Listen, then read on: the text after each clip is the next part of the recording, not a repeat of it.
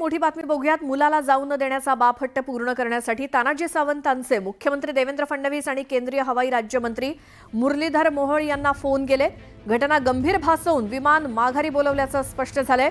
मुलाच्या ड्रायव्हरनं आधीच त्याला विमानतळावरती सोडल्याची सावंतांना माहिती दिली होती आणि त्यानंतर तानाजी सावंत यांनी मुख्यमंत्री देवेंद्र फडणवीस आणि केंद्रीय हवाई राज्यमंत्री मुरलीधर मोहोळ यांना फोन केला आणि ही सगळी घटना गंभीर असल्याचं भासवून विमान माघारी घेण्याचं सांगितलं आणि त्यामुळेच हे विमान परत बोलावल्याचं स्पष्ट झालंय।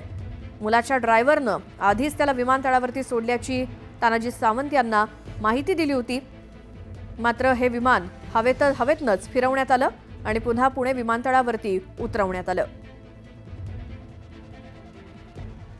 अधिक माहिती आपण घेऊयात। आमचे प्रतिनिधी वैभव सोनावणे आपल्या सोबत आहेत। वैभव, तानाजी सावंतांनी या सगळ्या करता खूप फोन लावले, सूत्र फिरवली आणि त्यानंतर हे विमान माघारी घेण्यात आलं।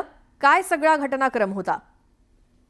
श्वेता, जी माहिती समोर येते ती आणखी धक्कादायक आहे। याचं महत्त्वाचं कारण तानाजी सावंत यांनी केवळ पोलिसांनाच मिसगाईड केलं किंवा पोलिसांचीच दिशाभूल केली असं नाहीये, तर राज्याचे मुख्यमंत्री देवेंद्र फडणवीस यांनाही तानाजी सावंत यांनी फोन करून मुलाचं अपहरण झाल्याचं भासवलेलं होतं आणि त्या पाठोपाठ मुरलीधर मोहोळ यांनाही फोन केलेले होते आणि त्यांनीच हे विमान जे आहे ते विमान पुन्हा माघारी बोलवण्यासाठी मोठी मदत जी आहे ती पुणे पोलिसांना केली असल्याचं आता स्पष्ट झालंय।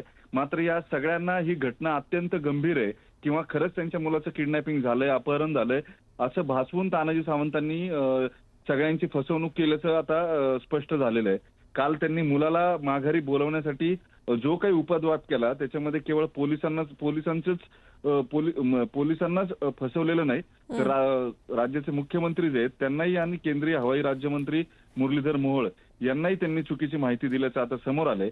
काल पत्रकार परिषदेमध्ये बोलताना तानाजी सावंत यांनी हे सांगितलेलं होतं की जो चालक आहे त्यांच्या मुलाचा त्यानं त्याला विमानतळावरती सोडल्याचं आपल्याला येऊन सांगितलेलं होतं आणि पुन्हा त्याच्यावरती प्रश्न विचारल्यानंतर सावंतांनी पलटी मारलेली होती। मात्र ही एक गोष्ट जी आहे ती आता स्पष्ट झाली की सावंतांना पूर्ण कल्पना होती त्यांचा मुलगा जो आहे तो कुठे गेलाय किंवा चालकानं तशी कल्पना त्यांना दिलेली होती।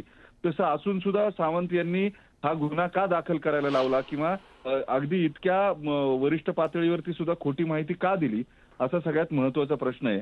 अगदी मुख्यमंत्री, केंद्रीय हवाई राज्यमंत्री यांना सुद्धा त्यांनी खोटी माहिती देऊन मुलाचं विमान जे आहे ते माघारी बोलवलं।